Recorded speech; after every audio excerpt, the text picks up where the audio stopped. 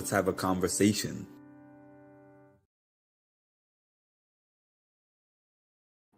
What's happening, everybody? Good evening. Happy Friday. As I say every Friday, you made it through another week. Whether your week was good, whether your week was bad, whether you thought that you weren't going to make it through the end of this week because it was so tough, you're here. And if you're here, that means that you survived. That means that you still have a chance to flip things around, make them better, and reverse the course of whatever bad thing might be happening for you, or just learning how to manage that thing better. So I'm glad that I finally have some BB content that I actually feel comfortable covering.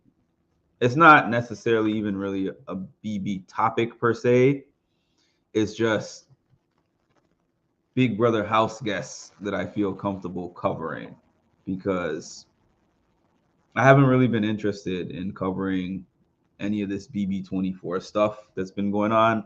I've been seeing the latest things that have been happening on Twitter, and I've been staying away from certain hot button topics because I don't think that those topics have been worthwhile to cover. So I just happened to turn on the winner's circle conversation, I'll call it, that they had, their latest video that they put up.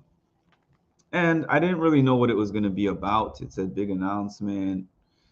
Really, the announcement was not the most interesting thing that I got out of it. But the announcement was that Cody is going to be on a show on Peacock. I think that it's called The Trader or something like that. Traders or The Trader. The way he described it sounds like it should be a pretty interesting one. He said that it's actually going to drop in its entirety on Peacock. So you're not going to have to, if you want to watch it, you can actually just pay for a 1 month subscription, which I believe is $5.99, $4.99. I think it's $4.99 because I think I paid for a subscription to watch the Fresh Prince series, Bel Air. I think I paid for the subscription for Bel Air, and it was something like $4.99 a month. But they were dropping one episode a week. So this Cody series, he said, is going to drop all at once. I mean, it's not a Cody series, but a series that Cody is in, which is a reality TV competition show that sounds like it should be interesting, and I'm definitely going to give it a watch when it comes out. I think he said in January sometime. But the main thing that I thought was interesting to cover was when Tiffany was talking about her experience coming out of the Big Brother house and also becoming a public figure and then joining the winner's circle. So Tiffany opened by basically saying that she's a person who in her real life has always kind of just been like, I'm me all day, every day. I don't care. I'm unapologetically me. I'm not going to change myself for anyone type thing. And then she said that when she came out, when she went on Big Brother and then got out of Big Brother and then started going online post Big Brother, doing lives and doing the winner circle and doing different things, she started to feel an anxiety over the things that people were saying to her in the comments. She said that she reads the comments, she reads a lot of the comments and sees things, and people wild out in the comments.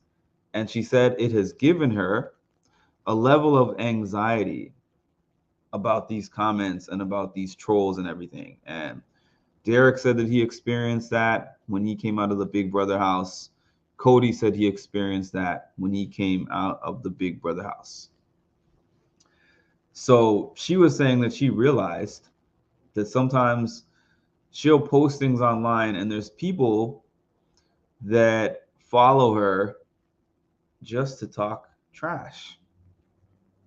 they follow her just to talk trash. And sometimes you can look at those comments, get upset about them, take them to heart, or wonder, why is this person saying this or that about me in the comments? And it was interesting to me because I related to that. I'm not going to say that the comments gave me anxiety. The reason why for me, when I started my page, or when I started covering Big Brother on my page, I'm not going to say it gave me an anxiety. And that's because even though I haven't been like some big popular public figure or something like that, I have been posting things online for years. And I've received wild comments from cartoon avatars, fake names, no profile picture for years. And some of those things have been negative, nasty, all that stuff. So I'm not going to say that I experienced anxiety when that started happening to me on this page. But I will say that sometimes I looked at certain comments and was like trying to explain myself. No, this is not true because of this. No, my character is not like this because of this. And then realizing they won by having me dedicate energy to defending myself like that. That's the reason why I made my post, I don't remember, a month ago, 2 months ago, about energy leeches. There's not going to be a response that you give them that satisfies the thing that they're saying about you that is false. Even something like fitness. I remember when I first started posting exercise stuff on the page, I would be posting a video of me doing like a farmer's carry with 60 pounds in each hand, which some people can do, but a lot of people cannot do that. And someone would just log on and be like, that's lightweight, bro. I could do way more than that. You're weak. And I'm like, what can you do? What makes you think that I'm weak holding 120 pounds and walking 100 meters with it? And then I'm like, what does the person who's saying this even look like? What do they sound like? Do they go to the gym? Are they active? How did they find me? More often than not, the algorithm just randomly sent them to me. They saw this and they were like, it could be me, or it could be Arnold Schwarzenegger in his prime, or it could be The Rock. That negative comment was going to drop for somebody, and it just happened to be me at that point in time. But I understood what she was saying for sure, that you just are being yourself, talking real opinions that you have. An opinion is an opinion. Like, it could be right, it could be wrong, but to me, as long as it's not something that has malicious intent specifically, it's just your opinion. And then random people just get on the computer and want to say whatever to you, usually because they see what kind of spotlight that you're in, and they're like, I just want to say whatever I can say to take you down. So it is kind of a hard thing sometimes to ignore and move past and not respond to everybody, but it's something that is necessary to be able to keep going with the things that you're doing. Now, Tiffany specifically, which is interesting. I met Tiffany, by the way. So Tiffany was really cool when I met her, but that's besides the point. I've actually watched a lot of Tiffany's lives, her Instagram lives specifically. And one thing that I have seen sometimes, maybe not as much recently, but at least earlier on, is that somebody would put something in the comments and she would spaz on them. She was like, don't get it twisted. Do you know who I am? F you, whatever she says. I'm that. You don't know me. I'm this type of girl. I'm that person. And I used to kind of be like, why is she doing that? Because I've seen other people's lives. I've seen other Big Brother house guest lives where they get all those same type of comments and just completely ignore them. But I also understand, because I especially remember during the Big Brother season when I was doing live videos and showing the live feeds and all that stuff, I remember sometimes I would come into a live with a certain intent, and then I would get like one or two people that were flooding my comments, trying to get me upset, derail me, make me angry. And it was hard not to respond to those comments. It really was. And especially, I don't know if there's a block feature on Instagram. I know I can block people on YouTube chat. There might be, but I think it's more difficult on Instagram. But I understand her now. I understand why she lets people know from time to time. Let me see these comments. Hi, Van Hoot. Good evening, Tammy. So there was another thing that she said on this Winner's Circle interview. I had 2 points. The first one was the one that I already gave about the comments. The second one was in my head and it just slipped out of my head. But anyways, I'll continue going until I remember the second point. Oh, yes, I remember the second point now. The second point was that she was talking about coming out of the Big Brother house, and then she was saying it's like a psychosocial experiment, and they are um, the experimentation pieces basically. And then she was saying everybody who comes out of that house comes out of that house different. Like you cannot go through that experience and come out of that experience as the same person that you were when you went in. She said that it causes like some kind of permanent psychological damage, whether people want to admit it or not, that doesn't really go away. Where she said that you get into situations and now it makes you really paranoid. Does this person mean what they're saying? Was this interaction a genuine interaction? Is this person trying to gain something out of me? Like it changes your thought process and your way of thinking. And she was saying that like fans need to be more cognizant of that. The fact that it's just entertainment to like us as fans, but to them it changes their life, changes their whole life. And she's talked about, you know, needing to speak to psychologists after you come out. Big Brother offers that apparently. And how you now start to lose a sense of your reality. You start to forget what reality is because your Big Brother reality or your TV show reality starts to kind of override what your real world reality was beforehand. And now you're trying to get yourself another sense of normalcy.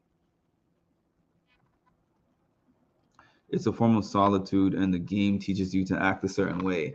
And it's hard to unlearn that, I think, once you get out of the house.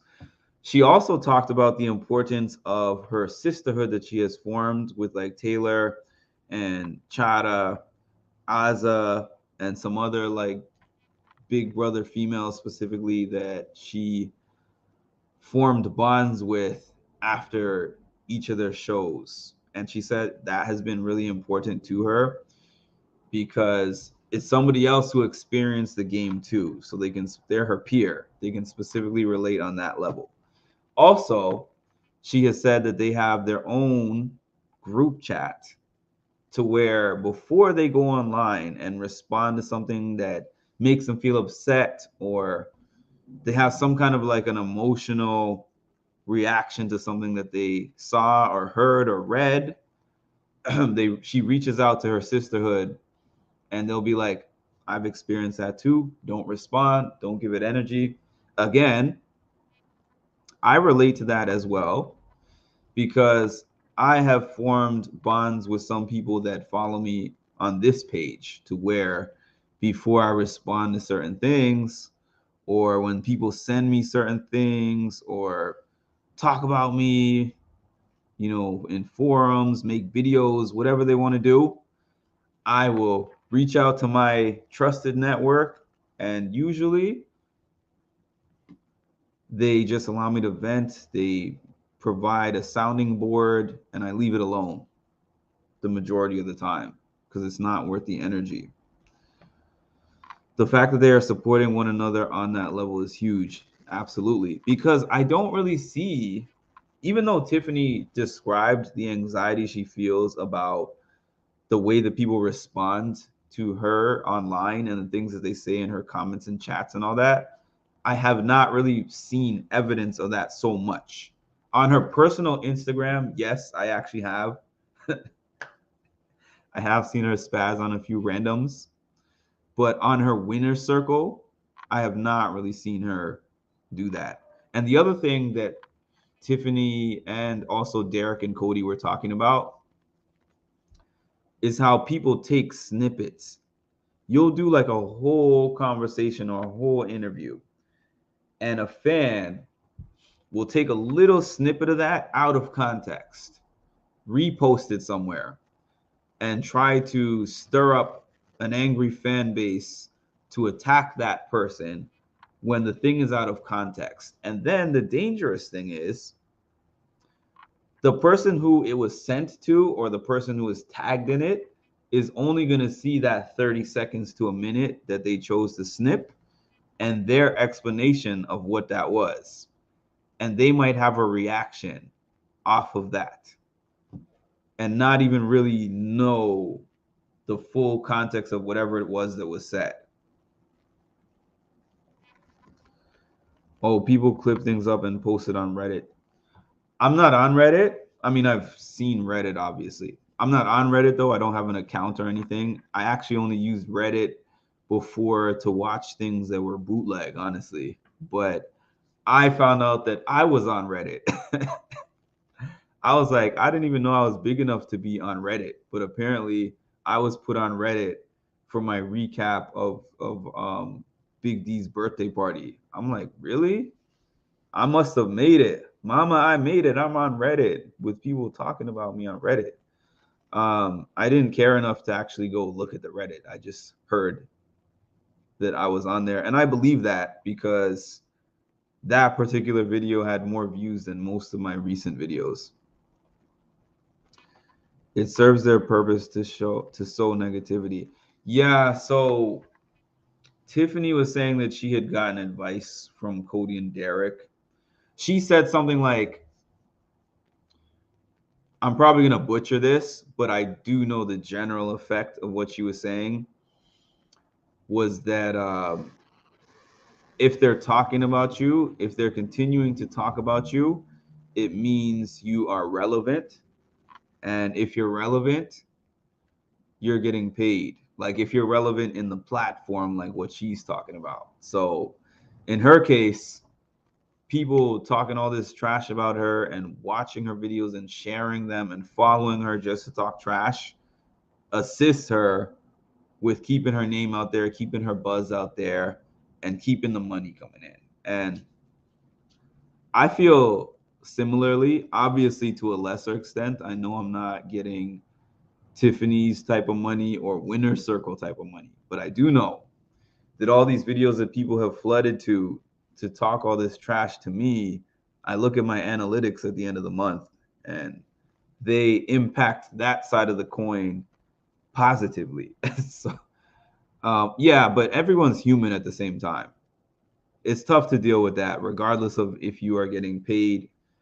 Nobody can act like you're not a human with emotions, and people saying certain things about you does not get to you in any type of way. But it's just like, I think you get to a point where you recognize that in the grand scheme of things, the people who are saying those things to you are insignificant.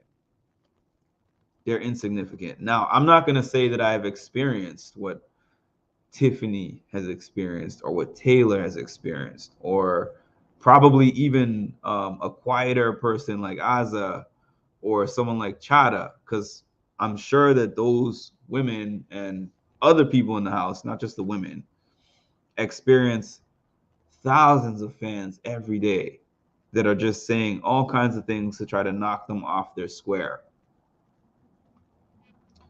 The haters don't realize they are boosting the algorithm. You ain't lying, Tammy. You ain't lying. You ain't lying. The haters are definitely boosting the algorithm. The haters are definitely boosting the algorithm. I'll say for myself, I had to get used to it. Not as much in the off season, because as much venom as these people think they're sending me now, I experienced the bulk of it while the season was going on. When the season was going on and I was doing my lives and I was posting my recaps, people said wild stuff about me. Wild stuff about me. Rich, I have not seen you on here in a long time. What's up? It's a psychotic level of selfishness to be so focused on oneself, feeding the ego. It drifts into evil territory. Yes, indeed. Oh man, that was wild. Yeah, you remember. You remember when I had those videos with the live feeds with 200 to 300 people on them, and several of those people were just talking crazy to me while I was watching the live feeds, saying all kinds of things. The one that I liked the least out of what they were saying was when they were like, "Oh, you need to be this way as a black man." And I felt like, and I not that I felt like, a lot of people that were saying that to me weren't even black and telling me the ways that I have to respond to certain house guests as a black man. And I'm like, that's an interesting one. You are such a class act. You handled it perfectly. You handled perfectly. I appreciate that, Rich. I appreciate that because they were very toxic. Yeah, I appreciate that, Tammy, as well, because there were times when I was tempted to match energy. I was like, I just want to match energy and respond the same way how they're talking to me. But then I said, that's not what I'm about. And that's not what my channel is about. And this kind of goes back to what I was talking about earlier in the car that some of you saw and some of you might not have seen, where I realized that there's two lanes for like a Big Brother podcaster to follow. There's a lane that chases all the TMZ stories and that talks wild trash to fans and does all this stuff.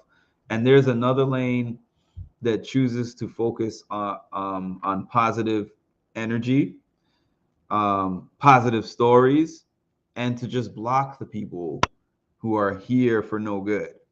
Because what do I really gain by putting them on blast, making videos about them, putting them on Front Street or whatever? Like, what does that actually do for what I'm trying to do? I do so many different things in my life, and each one of those things requires my full attention, my full energy to be able to do those things. And the more that I focus on the bug on the windshield, is the slower it takes me to get to my destination that I'm trying to reach, if I even get there. And I'm realizing that more and more as time goes on, and I'm dedicating less and less time to those responses. I'm honestly deleting and blocking those people much quicker than I used to. It hurts when people do that. It's such an insult. Yeah, I know Van Hoot is referring to people who tell you how you need to act as a race. You're a black man. I'll give you an example. An example for me in the Big Brother season was the Kyle thing. Now, I know the people are going to take this out of context, but I'll just say, when everything first came out with Kyle, the only thing that I was saying is that I have too small of a sample size. The Cookout 2.0 comments and whatever, I was like, I have too small of a sample size to say, bang the gavel on this guy. He's racist. That's it. I didn't say he is. I didn't say he isn't. I just said, I'm not willing to just cancel him out yet. because I haven't seen and heard enough yet to be able to do that. And I would prefer to find out that he's just ignorant and not racist. And hopefully being around, the people in the house that he spoke to would lead him to a path of doing some research and immersing himself in some certain culture and figuring out how to flip himself out of that ingrained way of thinking. That's all I was saying.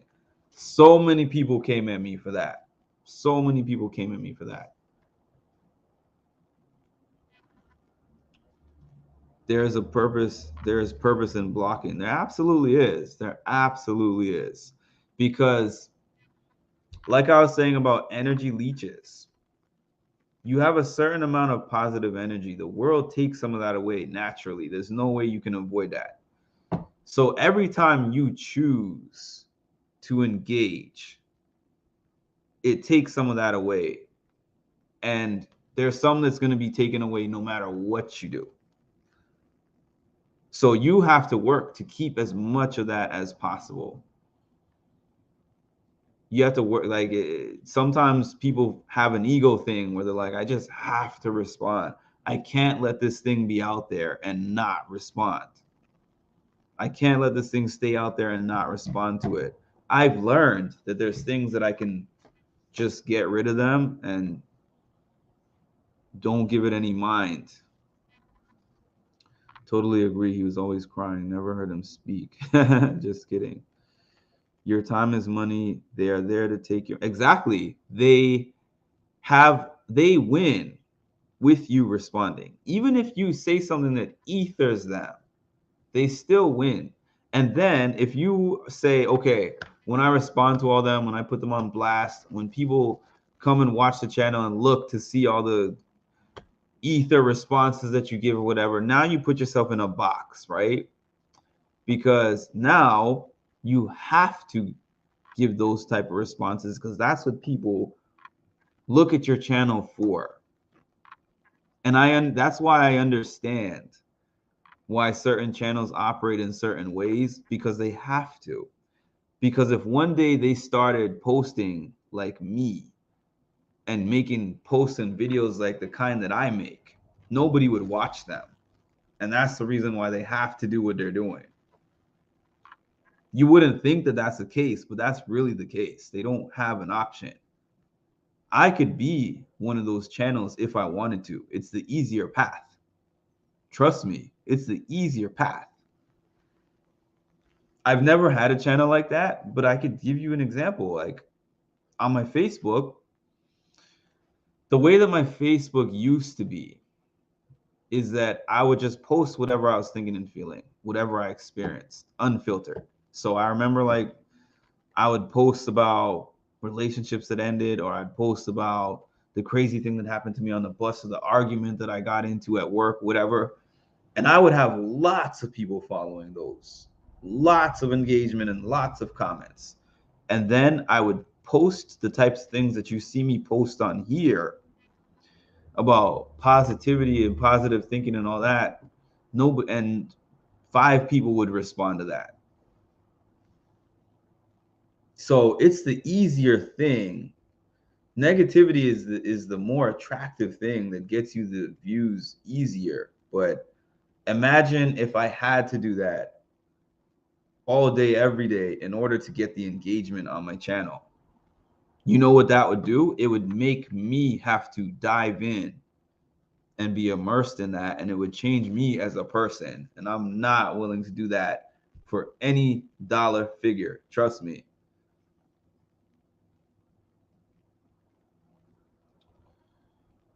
You know you're doing something right when you have haters. Absolutely, Ashley. Absolutely. Absolutely. That means that they're paying attention to you. They think that you're going somewhere. They're not even going to be spending all this time trying to bring you down unless they think that you're up. Time is sometimes too valuable. I agree with Rich entirely. It's a waste of energy too. You give great content and are generous with your time. Thanks, Van Hoop. Right now, I have the time. I keep reminding everybody of that. I'm about midway through my break from work. I'm about midway through my break from work. So I'm not going to have this time to be on here every day like this. But for right now, I'm doing the best that I can and seeing what I can get from this. And, hopefully my situation could change a year from now. But we'll see. I'm working. Black people go through so much that it's hard to give people like Kyle the benefit of the doubt. You want to believe that people aren't racist, but that's so hard in today's Trump climate. Honestly, it was not even that I was giving him the benefit of the doubt. It was that in general, I just have a principle that I don't jump on the easiest trend in general.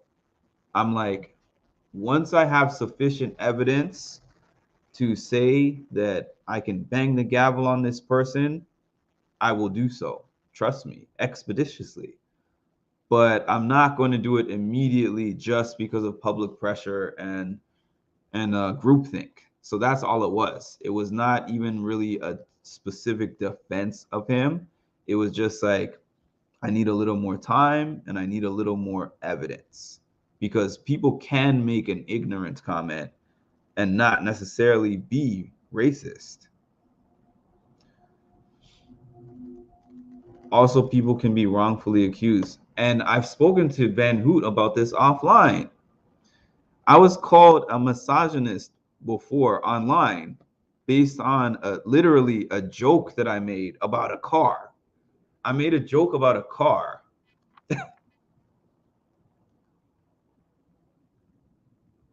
I made a joke about a car and had one woman make a comment calling me a misogynist, and then a bunch of them went under that comment. And I spent time defending myself about this. And then I showed it to my mom because I was so confused. I was so confused and upset about this particular comment. And I was like, what do you think of this comment? I didn't show her the responses to it. I just showed her the comment itself, the joke itself. And I said, what do you think of this? And she laughed and she was like, oh, that's funny. And I was like, well, you said it's funny, but look at these comments underneath it. And she was like, wow. So she said to me, Mark, some things are best said amongst your buddies offline. And you don't have to put everything online because people will take things that you put online, spin them around, and do whatever they want with them. So that advice kind of sticks with me to this day. I mean, I couldn't believe that one. So yeah, I that was my long way of saying people can definitely be wrongfully accused.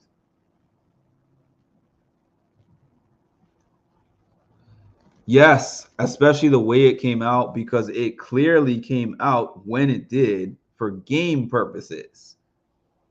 So that was the reason why I was like, I don't know. I mean, the person who exposed it or the people who exposed it were trying to advance their place in the game and get out somebody who was trying to get them out.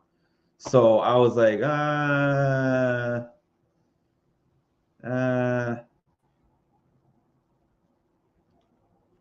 familiar company. What are you referring to, Rich? Are you saying that what I was talking about, something like that, has happened to you too? Look at me, Itis. I know how quickly things can snowball. The thing with Big Brother specifically, I don't even know how to put this sometimes because even what Tiffany's talking about, I can't lie. Sometimes the same thing affects me. And people tell me, say the first thing that pops into your mind, Mark.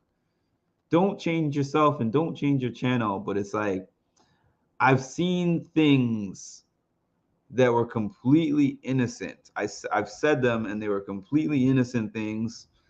And then when I start reading the comments, I'm like, how did you get that from this? This doesn't even make sense. His social media accounts told the whole story. People that troll are looking for attention. Oh, yes, yes. I absolutely agree with that, Rich. And when you give them the attention, they already feel like that's a win. Because it's like, okay, this person came in with an agenda, a game plan, as in me or the podcaster, whoever, came in with their game plan, their agenda, what they were going to say. And then I dropped this comment in there and threw them off course to where now they're spending more time responding to me than talking about the topic that they were planning to talk about in the first place. And that's something that I started to realize. I can tell you guys, it was a pride and ego thing for me. Again, I'm fortunate in a way that I experienced it during the heat of Big Brother, during the most intense part of the Big Brother season, to have those people coming at me. And some of y'all that were here know that I did spend some lives spending way too much time responding to these people. And I didn't block them. I'm like responding to them. I'm responding, and I'm responding, and I'm responding. And this is going back and forth. They type something, I respond to it. They type something else, I respond to it. I feel like that's going to make me more well equipped. Having this time during the off season to self-reflect.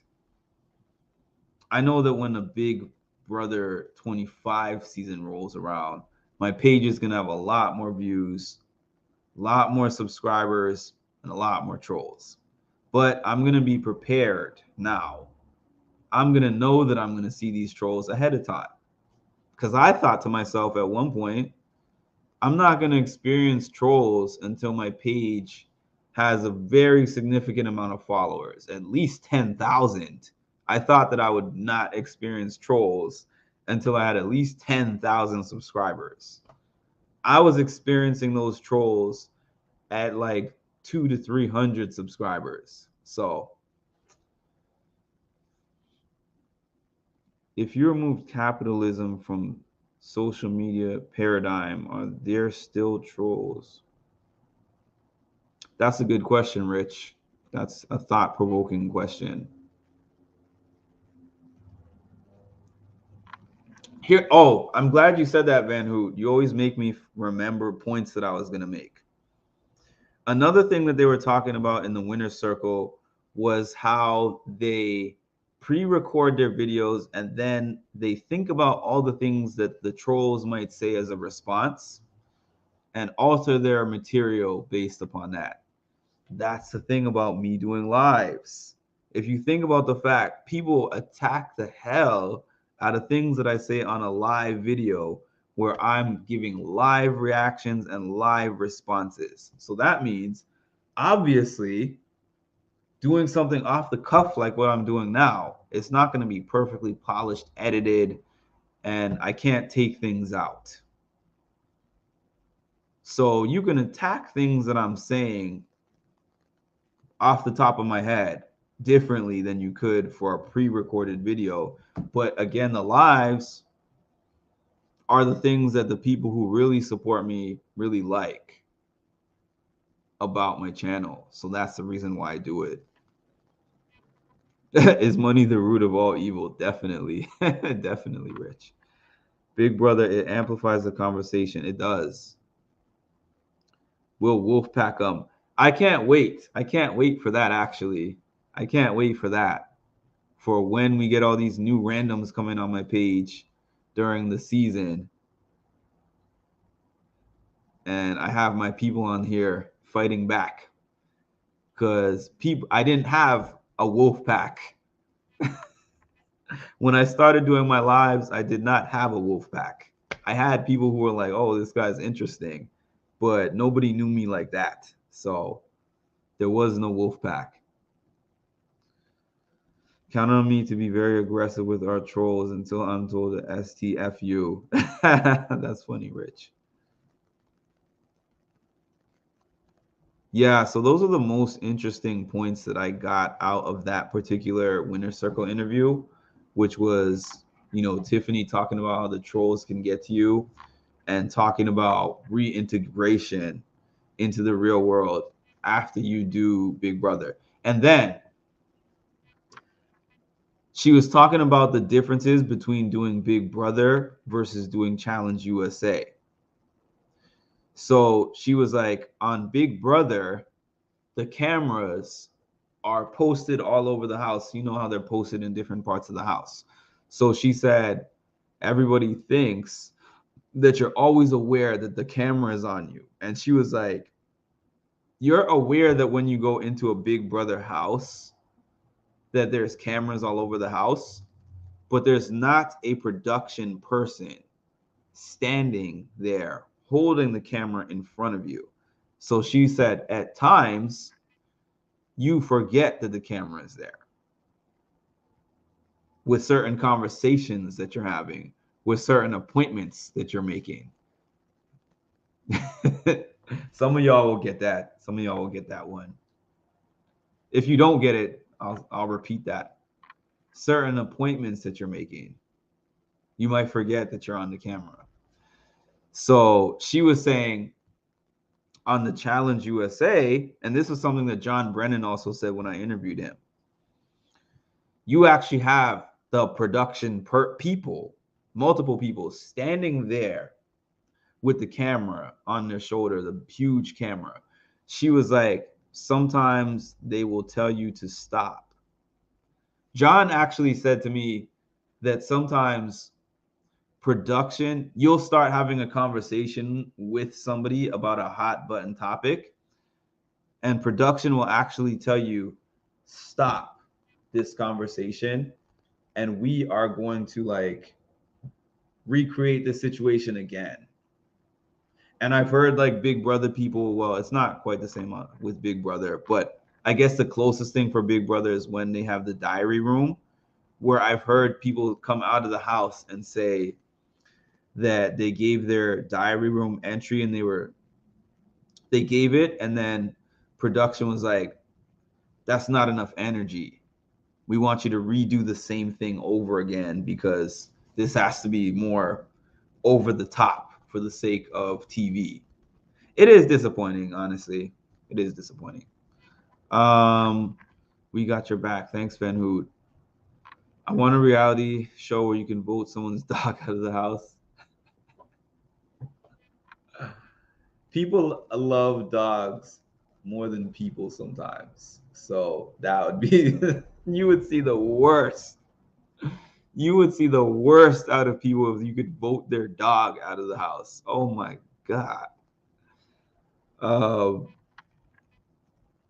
you saw subtle things when they talked about things. Yeah, I mean, yeah, it is disappointing. I agree, Rich. John was telling me that back in the day, the cameras used to just kind of follow you, and whatever you said and whatever you did, that's the video. Nowadays, they kind of know what is going to be a viral moment, and they'll stop your whole scene and ask you to redo the conversation again in order to capture the moment, capture the energy. He was actually, if you guys know, I know some of you don't watch the challenge, but if you guys know Beth from the real world, and also she did several seasons of the challenge, he was telling me, I mean, y'all can watch this interview. It's on my page, but he was telling me that basically modern day television and that specific thing that I'm mentioning is what has made Beth who she is. Because if you say certain things and cause certain drama, you're going to get more airtime and you're going to get more callbacks. Callbacks are not really as important for Big Brother, but then again, they kind of are, because even if you don't get the callback for Big Brother, there's a number of other shows that will call you back knowing that you're somebody who brings the entertainment value and the drama. Production was trying to tell them not to discuss certain topics. Is odd, like watching the Truman Show. Yeah. Provocative plays. Yeah. Like Taylor in Amazing Race. Not exact. What are you saying that she was referring to Amazing Race? I remember Taylor referring to a lot of different shows and a lot of different people from different shows. And I always remember production. I always remember the "We'll be right back" screen coming on there. Dun, dun, dun, dun, dun, dun, dun. That screen is just ingrained in my head from the amount of times that we heard it this season. Oh yeah, she was supposed to be on a dating show. I forgot what the name of the show was, but I believe Taylor and Joe were both supposed to be on that show, if I'm not mistaken. Dun, dun, dun, dun, dun, dun, dun. Yeah. They called her back for BB. Yeah, and it's so interesting. And then she ended up winning. Look at that. X on the beach in the future. Yeah, so those are the main things that I got. That's pretty much all I got for tonight. I have some cool things coming up actually in the future, but I'm not really going to make those announcements just yet. But I'm always working on different things. Just know that I'm always working on different things. Like the Wes interview that I got, Wes Bergman, seemed to come out of nowhere, but I first reached out to Wes 6 months ago. The John Brennan interview seemed to come out of nowhere. I first reached out to John Brennan quite a while ago. My Ayanna interview, I reached out to her a while before that actually happened. The day you plant the seed is not the same day that you eat the fruit. And I've said that before, and I'll say it again. The day you plant the seed is not the same day you eat the fruit. So don't think of all the work that you're doing planting the seeds and the fact that you're not eating right now. Think of the fact that all these different seeds that you're planting, eventually they're going to bloom. And honestly, they might all start blooming all at one time to where you don't even know what to do with everything. You might run out of space to store all those blessings that you are receiving from all the hard labor and the hard days that you put in when nobody was paying attention, when it seemed like your crops weren't growing, all of that. So I just want to leave y'all with that for tonight. And I hope everybody has a wonderful Friday, a wonderful weekend. I am off. I am going to be traveling tomorrow in the AM. So I don't even know why I'm up tonight in the PM. But I'm going to be headed over to Beantown. If nobody knows what Beantown is, that's Boston, to meet up with a brother and sister of mine, and meet their now 1-year-old that I have not met yet. So I'm excited about that. I'll probably have some, maybe a little bit of coverage of just the travel. We'll see. And I hope everyone has a great night. Shout out to the replay crew. And if you haven't yet, please like, comment, subscribe, and hit the notification bell to get notified of when I drop some more great content. Talk to y'all later.